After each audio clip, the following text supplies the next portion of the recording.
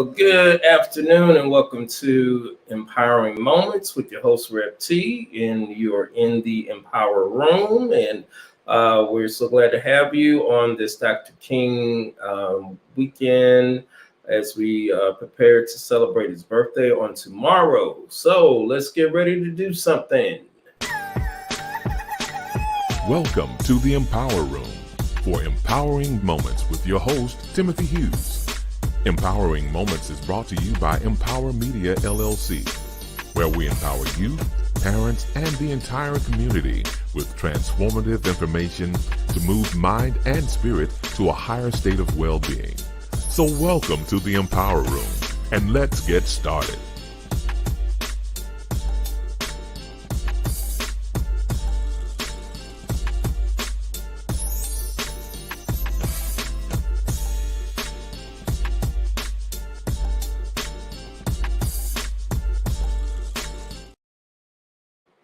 All right. Well, welcome again. I am your host, Reverend Timothy B. Hughes, MDiv. I go by Rep T. And we ask that you please like our page, send an emoji, leave a comment. We're also on YouTube. We ask you to subscribe to our page on YouTube as well at Empower Media LLC, where we are also there live. And we just want to remind everyone to make sure that you're doing something. Do something. There's always something for us to do. All right. So Empower Media LLC is a social empowerment entity, and we empower community through special digital media, book publishing, programs, and speaking engagements, which we have over 25 years of experience in doing customized programming for community in school settings, church settings, community organization settings, also professional development for educators, those type of things. So feel free to check out our information and presentations that are available to you on our website, which is Empower Media LLC 1. And as you can see, it is a play on words, spelled MPWR Media LLC1.com. So feel free to go to our Empower Media page and you will be able to find more information in regard to the services that we offer through Empower Media. All right. So in regard to our publication, there is a publication, our first publication, In the Blink of an Eye, an Out of This World Experience. This is a actual testimony of myself, of me having a heart attack, which has been labeled as a sudden death heart attack, going to a concert in St. Louis to the Chaffetz Arena. It's been almost 10 years now. And from that experience, I thought it was something I wanted to share with the world, because the experience that I had was truly out of this world through that experience. And as you can see, by the grace of God, I'm still here. So I'm so grateful for that indeed. And my wife also has a chapter in the book. It's a short read, if you will, and it has empowered so many people and been inspiring to so many persons as well, especially if you're dealing with the loss of a loved one, if you're dealing with terminal illness, any of those type of situations in your life at this time. The book, from what we have been receiving as far as people's responses, is that it has been a very inspirational and comforting book to them. So again, it is available on Amazon.com, In the Blink of an Eye, an Out of This World Experience. I'm going to encourage you to check it out, and hope that you will be blessed from the experience that I have put down on paper along with my wife. There's pictures, and we did our very best to take people on a journey on what we experienced on that night on February 14th, 2014. All right. Thank you very much for that. And, you know, I wanted to definitely recognize my guest from last week. Last week was our first show for 2024, and we chose to kick it off with prayer. And I want to thank again the Reverend Doris Ford Brown for her being one of the persons that was with us on last week.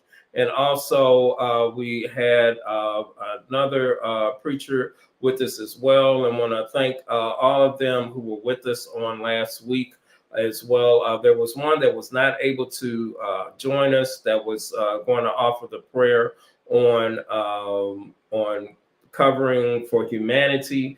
That unfortunately there was a freak accident of a pastor in our community here in Texas, and unfortunately he passed on that day, or the announcement of his passing was on last Sunday, and that was why he was not able to join us. So again, I want to thank Reverend Doris Ford Brown for being with us from St. Louis, Missouri. Also, Minister Steve Carson, who was with us from Alabama as well. And also, we had a psalmist, a young lady who sang, that's from Tupelo, Mississippi, that led us with a beautiful song and ended us and closed us out with a beautiful song as well, Miss Tangela Gates. So I want to thank each and every one of y'all for that show on last week. Thank you all so very, very much for your participation on last week. All right, so what is this all about? So what we do is we cover culture, civic concerns, and consciousness. All right, do a little snaps for the consciousness. All right, so with that, in relation to culture, well, I wanted to definitely recognize the Reverend Dr. Martin Luther King Jr. and all those who were part of the civil rights movement. If we reflect, for me, personally, I'm just hit 60, for example. So when he was assassinated, I was only like 4 or 5 years old. But the impact of he and the various other civil rights leaders and those past and present have made it possible, if you really think about it and do some deep dive into the impact of the civil rights movement, you will find that it was beneficial for us for voting rights. It was beneficial for us for fair housing. It was beneficial for us for affirmative action when it comes to working in corporations, going to schools, going to colleges, and all those type of things, and equality. All right. And believe it or not, these very things are things that we are wrestling with in a very serious way here in 2024. So we have to keep on keeping on for sure. As you can see my shirt, this is a quote by Reverend Dr. King. Our weapon is our votes. This is a quote by the Reverend Dr. Martin Luther King Jr.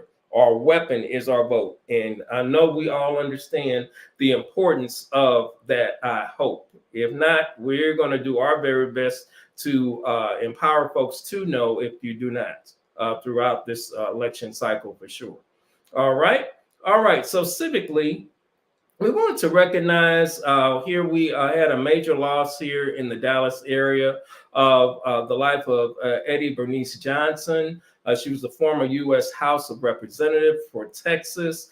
She had that role from 1993 to 2023. She passed at the age of 89. And it was a phenomenal homegoing celebration that really embraced a 3-day celebration, if you will. The first day was one of prayer and community action and all that at Concord Baptist Church. And then the actual service was on the following day. And actually, the first day, President Biden attended that event. And along with congressional leadership and a wide variety of folks from DC were there, and from across the country, and locally, the who's who of Dallas pretty much was there that showed respect for the contributions that Eddie Bernice Johnson did for the whole state of Texas, not just Dallas, but the whole state of Texas. She was the first Black woman to become a U.S. House of Representative for Texas as well. And there's so many firsts that she was during her time in office. So I definitely wanted to recognize her contribution to Texas, especially with me being in Texas now for almost 10 years and seeing some of the fruits of her labor and realizing the impact of how she took care of business for Texas. She was known as a person that really stayed true to what she was doing. She didn't. She was quiet and just kept moving forward. Moving the plow forward, no matter what things were getting in the way. She accomplished a lot. So I want to encourage you, parents, to have your children learn more about her life during this time, for sure, during Black History Month. She is a phenomenal woman that I think needs to definitely be continue to be recognized for her contributions to our country and to this world. All right, phenomenal lady, and thank you again to the family. And we want to keep the family lifted up in prayer as well during their time of sorrow.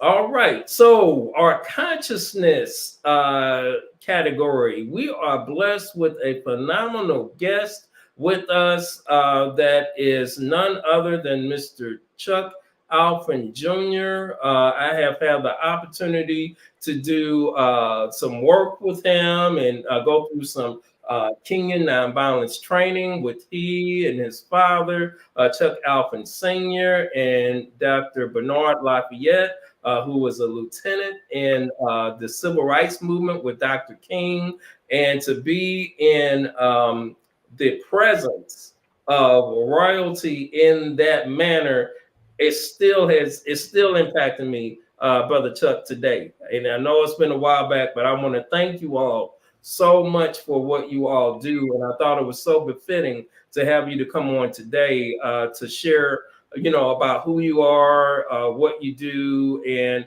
the nonviolence philosophy and all that as we reflect on Dr. King. So how are you doing today? I'm doing real good. Thanks, Tim, for having me on the show, man. Definitely, without a doubt, man. Appreciate it very much. Whenever I call, you're always agreeable to come on, whatever I'm doing, and events at McClure South Berkeley High School there in St. Louis. I remember you came and did some phenomenal work there with the students when I was there, and the training that we went through with the staff when I was there as well was outstanding. Yes, sir. Yes, sir. So tell us more about yourself. Like you said, I am the founder and CEO of Building Life Foundation's Nonviolence Center. I am a certified Kingian Nonviolence trainer. I've been certified since, I believe it was like 2000. Okay. We've trained internationally, and we've also trained locally in domestic in the United States. I've trained in South Africa, Nigeria, Accra, Ghana, and of course in the United States. And I live in St. Louis, Missouri. I'm actually living in O'Fallon, Missouri at this time. But we've worked with different school districts here in St. Louis, University City, Rittner, Ferguson, Florissant School District. We've also worked with the Berkeley McClure. We've also worked with Riverview. And down at Roosevelt High School in the St. Louis, Missouri area. And basically, we teach the philosophy of Dr. King's philosophy and conflict reconciliation, but we also look at violence holistically. So we deal with taking students and giving them an opportunity to go down to Atlanta. We do historical and educational tours to allow them to see that and expose them to different cultures and different ways of living. So we also do trips to South Africa. We're doing a trip to Spain coming up for next year in 2025 to give them that different culture experience. We're also doing a fundraiser called Victory Over Violence Cruise. That will be in January of 2025, January the 5th. Okay. And that's basically allowing people to participate in the cause of stopping the violence, because again, we have to run these different type of workshops and just exposing people to the philosophy and the love, because it's all about love. If we don't know how the different phases of love and how to love and what love is, and also to know what violence is. A lot of people have different definitions of violence, right, and they have different definitions of love. Right. But we need to make sure that everybody can be what we call, we're looking for the utopia, which is the beloved community. That was what Dr. King was doing. He was looking for the beloved community. And the beloved community means lifting everyone up to their highest potential, no matter what it may be. So that means I don't leave my brother or my sister behind. I help them become the best that they can be. Yes, indeed. Yes, indeed. Well, that's what we're kind of doing. And one of our goals at Building Life Foundations is to reach 20,000 people in St. Louis area and also in the county area as well, in North County, just exposing them to the philosophy of nonviolence. And nonviolence begins with you, with the individual, not you telling someone else to be nonviolent and you're not. You have to live it, experience it, excuse me, and push it out yourself. It's within you. You have to practice it yourself. Right. You know, and I remember the training that we went through, and it's intense. It's intense. Yeah. You know, it's you know, it's not a lightweight training. I just want to let folks know. But it's life changing. You know, so for it to be life changing, it's going to cause some discomfort. Okay. Exactly. So for you to be able to experience it, because if I'm not mistaken, we were in training for a week. Exactly. You know, in the training that we were in. So it wasn't just like a 1 hour training or half a day training, or you know, this was some serious training that when you come on the other side of that, you do have a different way of thinking and a different way of viewing things. And I pray that, you know, there will be more engagement with the philosophy with folk that need to experience it. You know, as we see what's happening not only here in the United States and locally, you know, and I'm sure in St. Louis and here in Dallas, but in what's happening in Israel and Palestine and all that. And I know you all have had opportunities to impact communities all over the world, not just here locally. So can you share some of the successes of or one example of a successful outcome that you guys experienced with the program? Yeah, I mean, like you said, we have many of them. Okay. But I think the one that sticks in my mind a lot is our Nigeria experience. Okay. I believe I was there for more than about 2.5 years in Nigeria, but actually I believe the nonviolence piece was a little bit over maybe 5 years, maybe even a little bit more than that. It was when my dad and Dr. Bernard Lafayette initially started out there. And it was through another organization that brought us into a different country. We never go into a country ourselves. We're always brought in or invited in by someone. And when we came in, the organization that brought us in was FIN. And FIN stands for, Jesus, I can't remember. But FIN was the name of the organization that brought us in Nigeria. Okay. And the results were we were training what they called militants, but we called them freedom fighters. They were fighting against the government, basically about the oil. The oil was being placed in their backyards where they did fishing, and that's how they maintained their livelihood.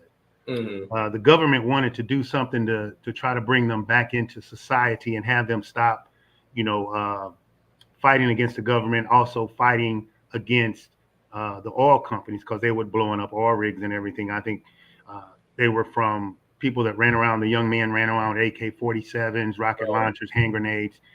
We trained over thousands of them actually within that period. But I think the ultimate result was that they were able to now come back into society through the government. The government, excuse me, provided them with training, health. Also, they also allowed them to train for whatever type of industry they wanted to go into, which was a lot of them did a lot of welding work. They got trained in welding, underwater welding. They got trained in airplanes, of how to be a pilot. Some of them wanted to go to school. Some of them were sent to Florida. Some were sent to South Africa. Some were sent to Ghana. But the main thing was that they were being brought back into society. They weren't being forgotten about or arrested. There was some type of forgiveness given on the government, and it was also some type of forgiveness given through the militants or through the freedom fighters that we call. So they were leery at first, but once they saw that Dr. Lafayette and my dad and all of us came in from the U.S., and we also pulled in Nigerian trainers to help us out with that. So it was not just an all-American training course. It was also, we had Nigerians that working with us, because those people, the people from Nigeria, had to also be involved in this. And then also we had people that were trained in this that were ex-militants. So a lot of times we say the people involved in the problem need to be involved in the solution. And that's one thing a lot of times when we're trying to fix things, we leave out. We leave out the people that are involved in a problem. So Finn was very good. Financial, it was Harmony. I can't think of the name of Finn, but anyway, Ethnic Harmony in Nigeria. But I'm going to get it before we go. Okay. So Finn was very instrumental in the part about bringing us in, and it was very heartwarming just to see this. I saw miracles happening, and it was unbelievable. You know, because the military wanted to get through the training once we started, and they were like, "Well, we want the training too, the military." So it was pretty awesome that these guys are now, once fighting against each other, killing each other, and now talking to one another and being able to be in the same facility together. So, I mean, we have lots of stories of success stories dealing with that, and also here in the United States. Success. Right. Awesome. Well, if you, I know we don't have time to go through all the principles, but if you were to lift up one today, which one would you want to lift up? Would you say that you want to share with the people today? Well, I'm going to kind of give you two. Okay, that's fine. But I would think, in order to begin with nonviolence and conflict and nonviolence and what we do, is number one. Nonviolence is a way of life for courageous people. It's going to take you some courage to begin to say that I'm willing to change my lifestyle and my way of living to a lifestyle of being nonviolent. Right. It's not easy. I hear you. It's what we call is a journey. A lot of people go on a pilgrimage. There's a difference between a pilgrimage and a journey. Pilgrimage. I'm sorry. I've got that a little term. A lot of people go on a journey, but doing nonviolence is a pilgrimage. Gotcha. Okay, so a journey means that you start at one position only to return back to that position. My pilgrimage means that I start at one position, never to return from where I came from. Interesting, right? So I'll never go back from where I came from.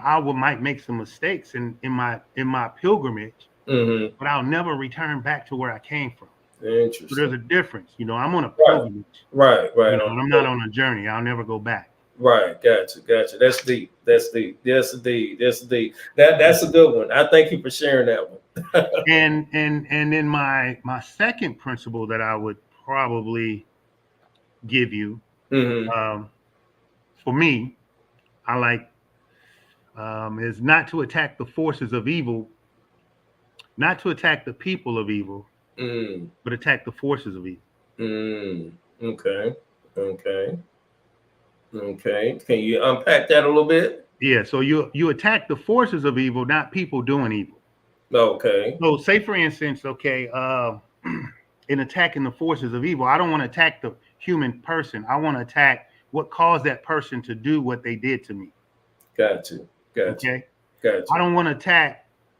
And let me give you an example, like someone in class, a student who falls asleep in class on the teacher. Okay. And the teacher comes behind the kid and smacks him upside the head. Wake up. Right.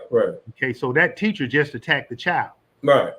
I don't want to attack the child. I want to attack what's causing that child to fall asleep in my class. Maybe that kid is up all night working because his parents can't work, or she's out doing something that she's not supposed to be doing. Or maybe the child has that disease called narcolism. That just falls asleep. I don't know. I got you. So, yeah, that's true. That's true. The principle is attack the forces of evil, not the person doing evil. Got you. Okay. Yes. It doesn't give that person a pass if they committed a crime or something of that nature.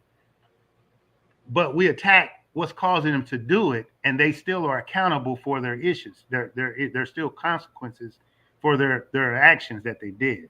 Yes, indeed. And the total number of principles for nonviolence is how many? There's 6 principles. 6 principles. Okay. And there's 6 steps. And we call the principles, that's the will in between your mind. Mm-hmm. You have to have that willpower to adhere to the principles. Okay. And we call the steps the skill. Mm-hmm. And you have to adhere to both in order to make this happen. So it's like a train. You have 2 railroad tracks with the train, and the train goes down the railroad tracks. Mm-hmm. You only got 1 railroad track, the train cannot move. Okay. So you're going to need both the principles and the steps. And again, we call it the will and the skill. The will and the skill. Man, I thank you, man, for dropping this empowering knowledge to us on today. I'm empowered again. I'm ready to do another training. Because we need all the trainers available. Again, we actually do the TOT. Well, my dad does the TOT and certify, and the King Center. King Center at kingcenter.org. Be sure to visit the kingcenter.org. They have a study. Online learning. Oh, really? Online learning that you can pick up, and it gives you the training. It gives you like a 3-day training. It also gives you I believe it's like one of the courses of going through the nonviolence training. Okay. It's very, very user friendly. It takes you through questions. It has live people talking back to you. My dad, a lot of the civil rights icons, King, Bernice King, all of them are in this particular e-learning is what we kind of call it on NV365. NV365. Awesome. So you say you can go where again? Where can people go into the King Center's website, kingcenter.org. Okay, kingcenter.org. Everyone, you can go to kingcenter.org. And I also have your information up to Chuck in regard to how people can get in contact with you. I have the BLFNcenter.org. BLFNVcenter.org. Okay, got it. Okay, and the phone number as well. So if anyone is interested in getting in contact with Chuck Alphin to learn more about the Kingian Nonviolence Philosophy, trainings that are available, he's an outstanding presenter. I'm going to say this brother, we had the entire student body in an assembly at McClure South Berkeley High School in Ferguson, Florissant School District, and he held it down. The entire school, no joke, in the presentation that he did there. And the young people were engaged and they were involved. I'm not going to say there weren't any ones acting silly, but when they did, they were corrected. And it was a successful event, and I think it shocked a lot of folk that it was able to be accomplished by this young man that we have right here with almost 300 students. All right, so thank you, Brother Chuck. You're awesome, dude. All right, and look forward to hooking up with you guys, too, in 2024. As we were talking and all that, I want to see how I might be able to get more engaged with you all too, with trying to get this philosophy over to people that need it, because our community is hurting for sure. All over the world, people are hurting, And Definitely. they need to understand this Kingian Nonviolence philosophy. I believe it's life-changing for sure. It's all about love. We Yes, got to sir. learn how to love each other. Or Yes, love sir. yourself, and Yes, then sir. be able to love others. That's true. That's true. That's true. But man, I want to thank you again for being with us this afternoon in the Empower Room. You truly have done that. And we thank you so much. And we will definitely be in touch for sure. And again, his information is there on the screen. Feel free to reach out to him through the website or phone number. And I guarantee you, you will not be disappointed in whatever exchange that you have with him or his Chuck Alphin Sr., Dr. Lafayette, Bernice King, the daughter of Reverend Dr. Martin Luther King Jr. I mean, we're talking a serious life-changing opportunity and experience. All right. Hey Tim, I wanted Yes, to sir. also give you that organization in Nigeria that brought us in. It was the Foundation for Ethnic Harmony in Nigeria, FIN.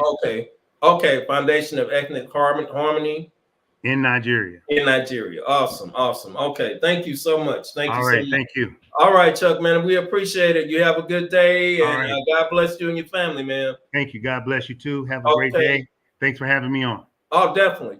All right now. All righty.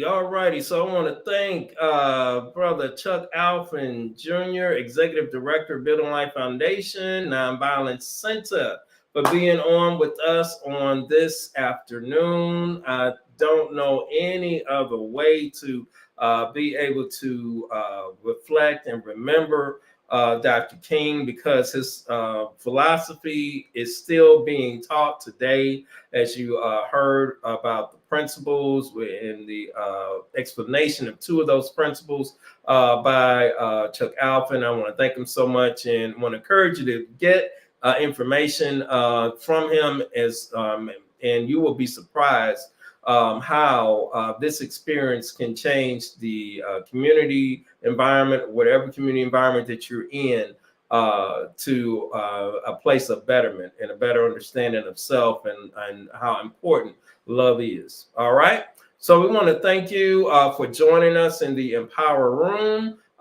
We want to ask you, please, to make sure you do something. Please encourage you to check out our page, MPWR'ing1.com. Check out our presentations and our store page. And we look forward to being back with you all on next week's show. And we are just here trying to spread a little empowerment for your week, and hope that we are doing that. And just let us know. All right. So hit us up with the comment emoji. Check out our YouTube page and subscribe, to our page, and we'll be more than happy to see you, talk to you about any presentations we can do for you as well. So again, we want to thank you so much, and we hope that you have a wonderful holiday on tomorrow. I know there's a big freeze going on. Even here in Dallas, we are experiencing temperatures that we don't normally experience in the teens. So we pray that everyone will stay warm, be warm, stay safe, and be careful out here as we are faced with this bitter cold that is taking over pretty much all over the United States. All right. So God bless. We'll see you next week, and have a blessed one. And don't forget to do something.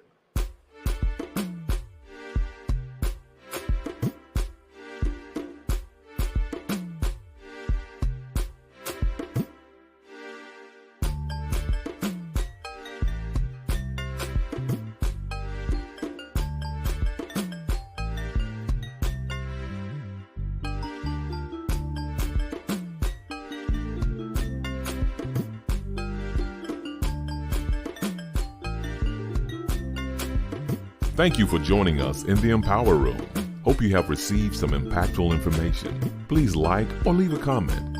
See you next week in the Empower Room, brought to you by Empower Media LLC and your host, Reverend Timothy Hughes, aka Rev T.